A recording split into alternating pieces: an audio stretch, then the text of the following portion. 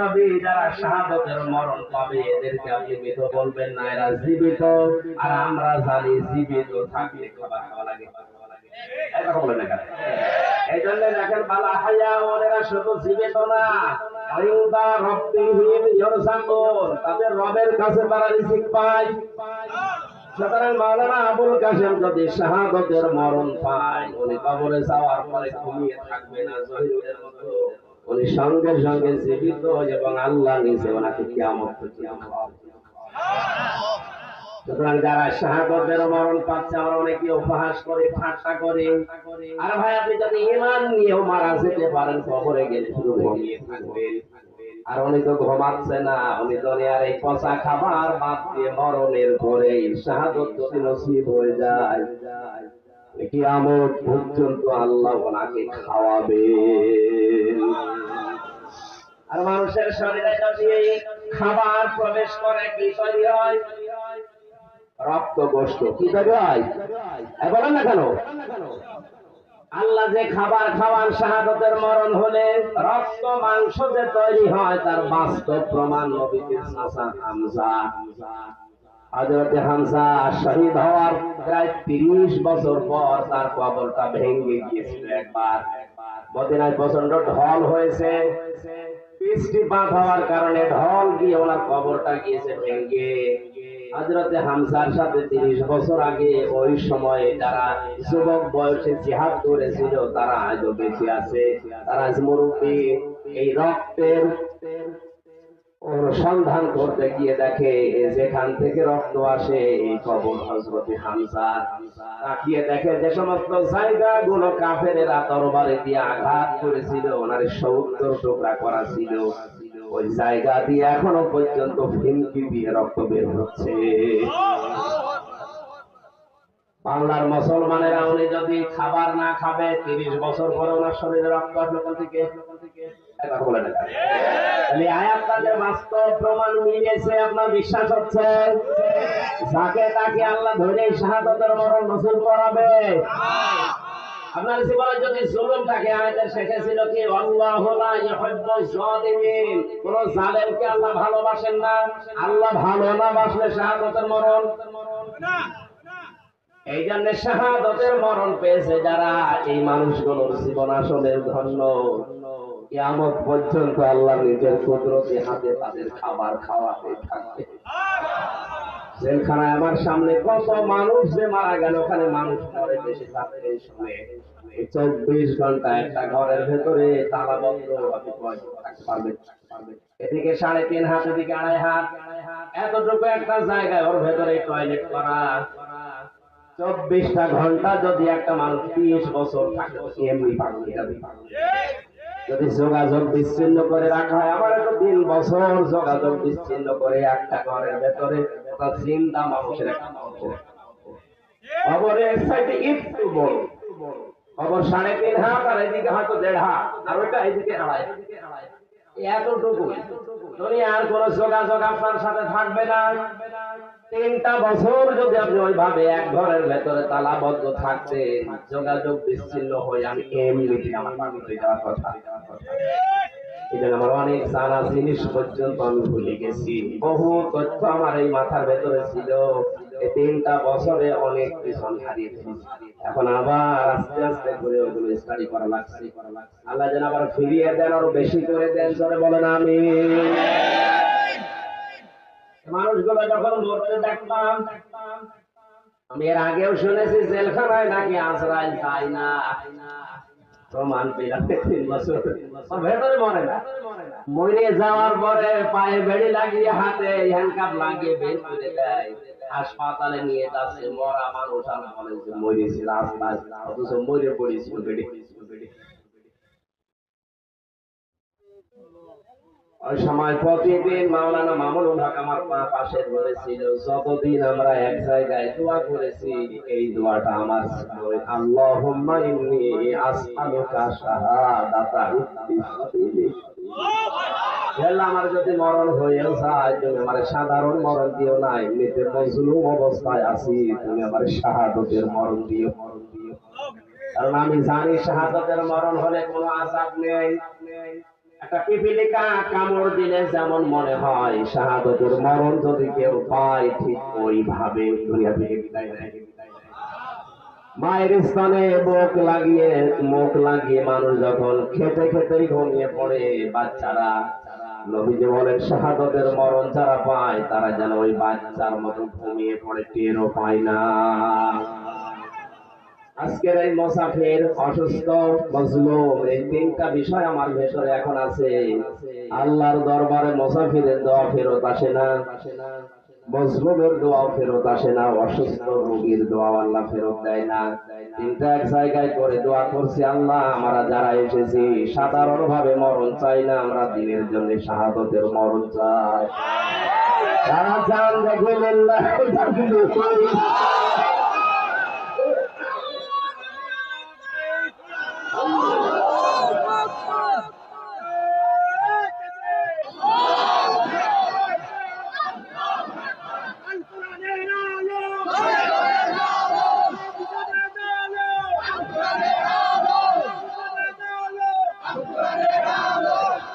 আলহামদুলিল্লাহ। ভাই মেয়েরা যারা দাঁড়িয়ে আছেন, বসে আছেন, যেভাবে শুনছেন এবার শোনেন। প্রথম শব্দে আল্লাহ দিয়েছিলেন আনফুসাহুম, তাদের জীবন আমি কিনতে চাই। তাহলে মানুষের ভেতরে আল্লাহ জীবন যাদের কিনবে, জীবন পরিষ্কার পবিত্র শুদ্ধ হওয়ার জন্য যে দুইটা ঔষধ বললাম, আমাদের জীবনে আর চাই থাক যেন শিরিক থাকে না। এখন বলে না কেন শিরিক যদি থাকে আপনার যত আমল আখলাক ছিল সব ধ্বংস হয়ে যাবে। অন্যান্য গুনাহ যদি ছোটখাটো হয়েও যায়, আগে খেয়াল করে দেখবেন আল্লাহ আমার কোনো কাজে যেন শিরিক না হয়। এদেশ যেহেতু আমরা কোরআন হাদিস থেকে অনেক পিছিয়ে, এই জন্য জেনে হোক বুঝে হোক না জেনে হোক শিরিকের ভেতর আমরা নিমজ্জিত হয়ে যায়। অনেকাই মাসলা দিয়েছে যারা জেনে শুনে তাবিজ ব্যবহার করে, এটা শিরিক। এখানে যাদের তাবিজ আছে গলায়, হাতে, মাথায়, আশা করছি আপনি খুলে ফেলবেন জীবন পরিষ্কার পবিত্র করার জন্য। 2 নম্বরে আমাদের জীবনে যেন কোনো বেদাত না আসে। কি বলেন বলেন? আল বেদাত দালালা, প্রতিটি বেদাত দলাল, গোমরাহি। প্রত্যেকটা গোমরাহি জাহান্নামের দিকে মানুষকে নিয়ে যেতে চায়। আমরা আর চাই করি অন্তত আবেগে যেন বেদাত করে না ফেলি। বেদাত মানে নতুন আবিষ্কার। বেদাত মানে ইসলামের মধ্যে নতুন কিছু যদি আপনি ঢুকিয়ে বলেন এটা ইসলাম, আপনার জীবন পবিত্র হবে না, আল্লাহ কিনবে। বলেন না কেন? যতটুকু ইসলাম নবীজি রেখে গিয়েছিলেন কিয়ামত পর্যন্ত ওইটাই ফাইনাল। নতুন করে কিছু দিয়ে বলা যাবে না যে এইটাও ইসলাম। আর এটা বাংলাদেশ, ভারত আর পাকিস্তানে বেশি চলছে। আন্দাজে নতুন একটা ইবাদত জারি করে নিয়েছে। নবীজি 4টা শব্দ দিয়ে সারা জীবন জিকির করতেন, সুবহানাল্লাহ, আলহামদুলিল্লাহ, আল্লাহু আকবার, লা ইলাহা ইল্লাল্লাহ। আপনি যদি সত্যি জিকির ইবাদত মনে করে করেন, এই 4টা শব্দের বাইরে আন্দাজে নতুন কোনো শব্দ বানাতে পারবেন না। যদি বানান তাহলে দলিল দেওয়া লাগবে যে আল্লাহর নবী এবং সাহাবীদের জীবনে এরকম করেছে কিনা। হযরত ইবনে মাসউদ রাদিয়াল্লাহু তাআলা আনহু বলেন, আল্লাহর নবীর ইন্তেকালের 40 দিন পর আমি একবার সফরে গেলাম, সিরিয়ায় সফরে গেলাম। সে দেখে একটা মসজিদে নামাজের পরে মানুষ জোরে সোরে চিৎকার করে করে ডাকতেছে আল্লাহকে। আমি নামাজ শেষ করার পরে বললাম, আমাকে চেনো তোমরা? সবাই আমার দিকে তাকিয়েছে, কে গো আমাকে চেনো এই কথা বলে। আমি নিজের পরিচয় দিয়ে বললাম, আমি কিন্তু মুহাম্মদ রাসূলুল্লাহর সাহাবী ইবনে মাসউদ। নবীজি 40 দিন মাত্র দুনিয়া থেকে বিদায় নিয়েছে, এখনো পর্যন্ত তার কবরের মাটি শুকায়নি। আর এর ভেতরেই তোমরা নতুন আবিষ্কার তৈরি করে ফেলেছো। ইসলামের ভেতরে নতুন করে আবিষ্কার করলে কে তোমাদের পারমিশন দিয়েছে বলো?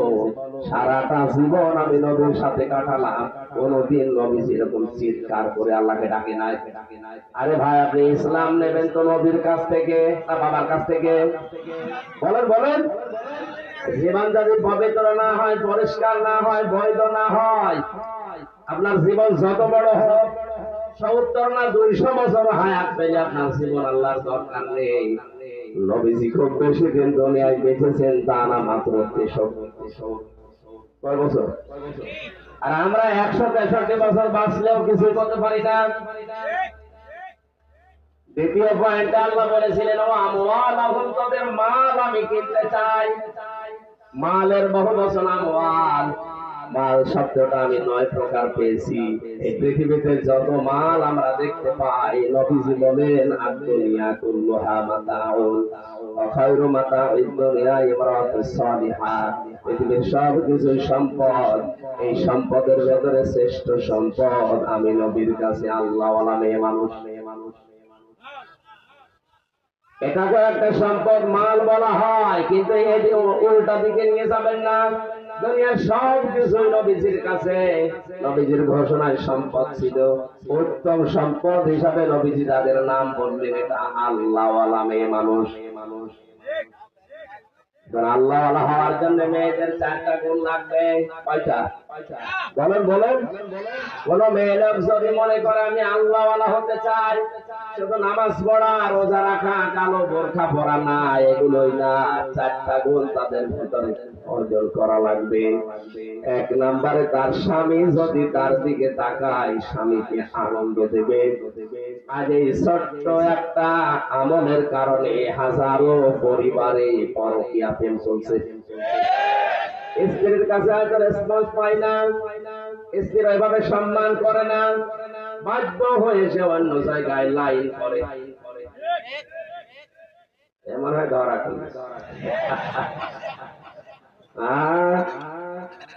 সম্মানিত মা বোনেরা, আপনারা যারা আছে, দেখেন কত স্বামী এখানে অলরেডি লাইন লাগিয়ে আছে। না, আমি পরকীয়া প্রেম করার জন্য উদ্বুদ্ধ করছি না। অধিকাংশ মানুষগুলো স্ত্রীর কাছ থেকে সম্মান, রেসপন্স না পাওয়ার কারণে দ্বিতীয় লাইনে এগিয়ে যায়। সেই মহিলার কাছে ও যাচ্ছে, ওর ভেতরে যা আছে আপনার ভেতরে সব আছে। এখন বলে দেখেন, হ্যাঁ, অনেক পুরুষ মানুষেরও সমস্যা আছে। জেলখানায় যাবার আগে একটা ঘটনা ঘটেছিল। এক মহিলা কল দিয়ে বলছে, হুজুর বিয়ে করলাম, আশা করে দেখি না, মন শুধু আমার দিকে না, আর দিকে ওরে ছেড়ে দিলাম, আর একটা ধরলাম, আল্লাহ এ দেখি 2 জায়গায় ভুল করে।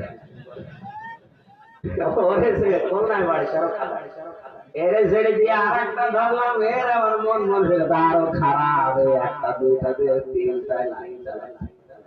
এরকম 2 নাম্বার পুরুষ মানুষও আছে না নেই? তিরমিজি শরীফের হাদিস, নিজের স্ত্রীর রেসপন্স, সম্মান, তার শারীরিক সব চাহিদা মেটানোর পরেও যদি কোন মানুষ পরকীয়া প্রেমে লিপ্ত হয়, 3টা আযাব দুনিয়াতে আল্লাহ তার দেবেন। 1 নম্বরে তার চেহারার উজ্জ্বলতা আল্লাহ নষ্ট করে দেবেন। 2 নম্বরে এই পরকীয়া প্রেম এত কঠিন, জঘন্য, খারাপ, এর কারণে 2টা সংসার নষ্ট হয়ে যায়। এই মানুষের ইবাদত বন্দেগী আল্লাহ কবুল করা বন্ধ করে দেবে। সবচাইতে বড় কঠিন বিষয় মরণের সময় এই 2টা সংসারকে ধ্বংস করার জন্য ইমাম মুসলিম হবে না। সুতরাং এখনো মিথ্যা কথা না বলে এই সামিয়ানার নিচে যারা আছেন, পরকীয়া প্রেমে যদি থাকে, আপনি এখন থেকে তওবা করবেন। কারা কারা তওবা করবেন হাত তোলেন তো। অনেকে এখানে আছে, আপনি ফিরে আসবেন। সম্মানিত মা বোনেরা, বলেন এখানে আপনার সম্মান, রেসপন্স, আপনি আবেগ পূর্ণ নয়, এই জন্য যদি অন্য জায়গায় যায়, এ দোষ শুধু ওর একা হবে না, আপনারও দোষ আছে। এই জন্য নেককার হওয়ার প্রথম গুণই নবীজি দিয়েছেন। স্বামী যখন আসবে, যে কোনো অঙ্গ ভঙ্গি দিয়ে, কথাবার্তা দিয়ে হোক, আচরণ দিয়ে হোক, স্বামীর মনে আনন্দ দেবে, এটা নেককার হওয়ার প্রথম কাজ। এটা তার হাজারো পরিবার জান্নাতি পরিবেশে ফিরে আসবে। এই ছোট্ট একটা আমলের কারণে আজ হাজার হাজার পরিবার জাহান্নামে।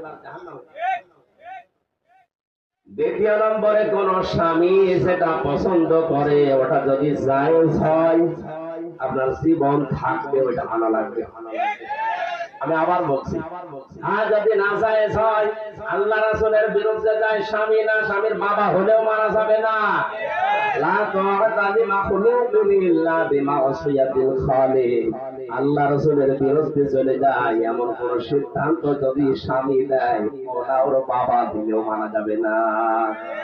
আপনি সরাসরি দেখতে পাচ্ছেন যে এই লোকটাকে রায় দিতে বলছে আমার স্বামী, অথচ এর রায় দিলে এর চরিত্র ভালো না, লাল পানি খায়, বাবা খায়, রাস্তার টাকা মারে, ব্রিজ খায়, এর আদর্শ রাসূলের আদর্শে নেই। এরকম মানুষকে যদি আপনি চাপে পড়েও সিল দিতে যান, স্বামী বলছে তাই কি, বাবা বলছে, আমি কথা বোঝাতে পেরেছি?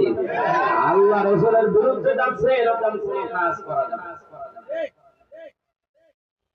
কিন্তু স্বামী যদি জায়েজের ভেতরে থেকে কিছু চাহিদা করে, চাই জীবন থাকতে আপনাকে দেওয়া লাগবে। আমি 6 প্রকার মানুষের কথা পড়েছি হাদিসে। আল্লাহর নবী বলেন 6 প্রকার নারীকে আল্লাহ পাক জাহান্নামে দেবেন বিনা হিসাবে, বিনা বিচারে। কি করে বলেন? নাউজুবিল্লাহ। 1 নম্বরে যেই মহিলারা বিনা কারণে চুল খোলা রাখে স্বামী ছাড়া অন্যের সামনে, মেয়েদের চুল সতর, কিন্তু এটা স্বামী বাদ দিয়ে মেয়েদেরকে বলছে আপনি স্বামীর সামনে যত পারে চুল খুলে থাকবেন। আপনার স্বামী যদি চুল দেখে, হাত দেয়, যতগুলো দেখবে হাতের সওয়াব। অন্য মানুষ যদি চুল দেখে, প্রতিটি চুলে যদি একটা করে গোনা হয়, যত চুল দেখেছে অতগুলো গোনা আমলনামায় যাবে। দ্বিতীয় নম্বরে স্বামীকে যে মহিলারা সম্মান দিতে চায় না, হয়তো নিজে ধনী মানুষের মেয়ে, প্রভাব প্রতিপত্তি আছে, স্বামী একটু গরিব মানুষ, অর্থনৈতিক ভাবে দুর্বল, এই জন্য মানুষই মনে করে না, গোলামের মতো ব্যবহার করে। এরকম বউ আছে না?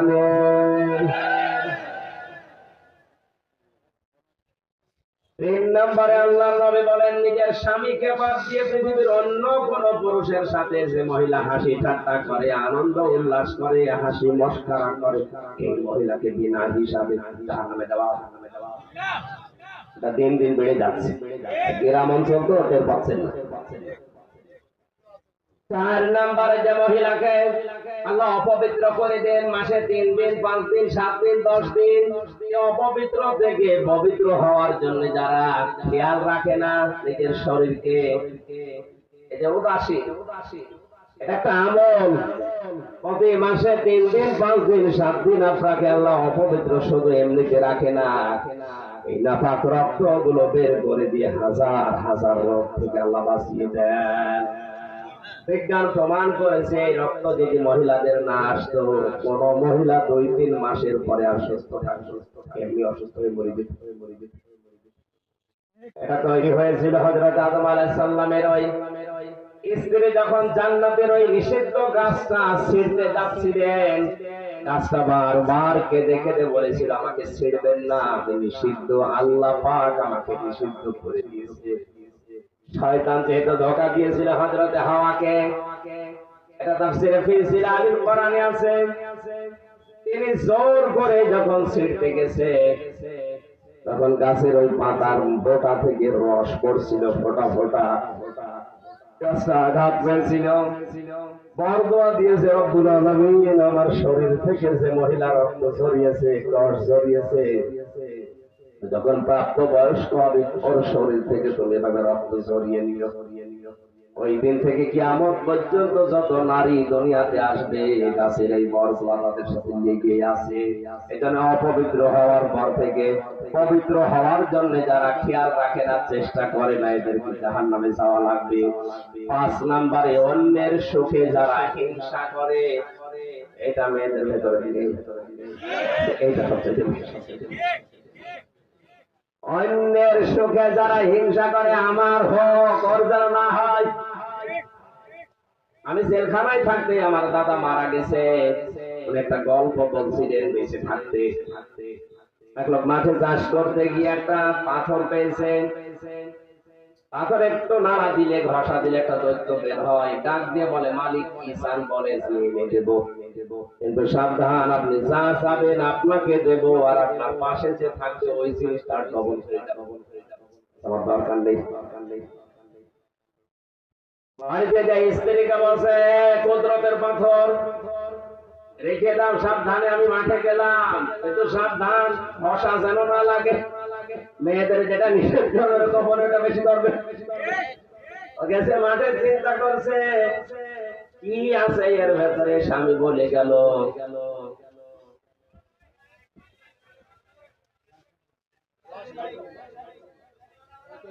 ঘষা যেন না লাগে।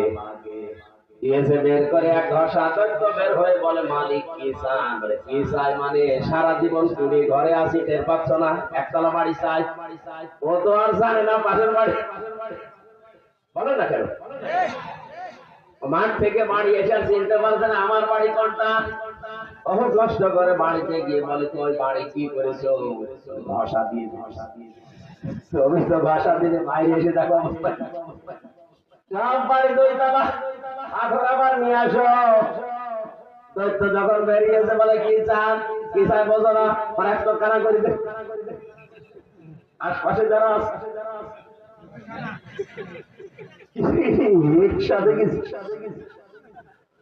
সম্মানিত মা বোনেরা, জাহান্নামে যাওয়ার অন্যতম কারণ এই হিংসা, এটা দূর করা লাগবে। মেয়েদের ভেতরে সবচেয়ে মেয়ে লোক আমার পরে রাগ করে এই কারণে। আর একটা হাদিস বলছে, মুসলিম শরীফের হাদিস 3212 নম্বর, 6 নাম্বারটা একটু ঝামেলা, এটা বলার দরকার। যারা কথায় কথায় মিথ্যা কসম করে, গীবত করে, মিথ্যা কসমটা একটু বেশি। কিছু যদি চুরি হয় এলাকায়, ছেলের মাথায় হাত দিয়ে আন্দাজে কসম থেকে ফেলে। পৃথিবীর কারো মাথায় হাত দেওয়া, মসজিদে উঠে কোরআন মাথায় নিয়েও কসম করা যায়, এই কসম করা যায় যাচ্ছে শুধুমাত্র আল্লাহর নামে। আর বেশি বেশি যারা কসম করে এদের উপরে আল্লাহ লানত দেয়। আল্লাহ মেয়েদেরকে চায় যেন 6টা কাজ থেকে যেন হেফাজত রাখেন, জোরে বলেন আমিন। নেককার হওয়ার 2 নম্বরে বলেছিলাম, স্বামী যেটা পছন্দ করে যদি জায়েজ হয়। প্রত্যেকটা স্বামী পছন্দ করে বিয়ের পরে আমার মা বাবা যেন আমার সাথে থাকে। আস্তে বলেন, এটা হাজারো পরিবারে এটা না। আপনি নামাজ পড়তে পারেন, রোজা রাখতে পারেন, বোরকা পড়তে পারেন, নেককার হতে পারেন না। 4 নম্বরে স্বামীর সম্পদ এবং সন্তান এগুলো হেফাজত করা, দ্বীনের পথে রাখা। আল্লাহ মেয়েদেরকে এই গুণ অর্জন করে নেককার হওয়ার তৌফিক দিন আমিন। আমি আর শেষ করতে পারছি না, আমাদের আর 5 মিনিট আছে মাত্র। আজকের মতো শেষ করছি আমি। শরীর এবং গলা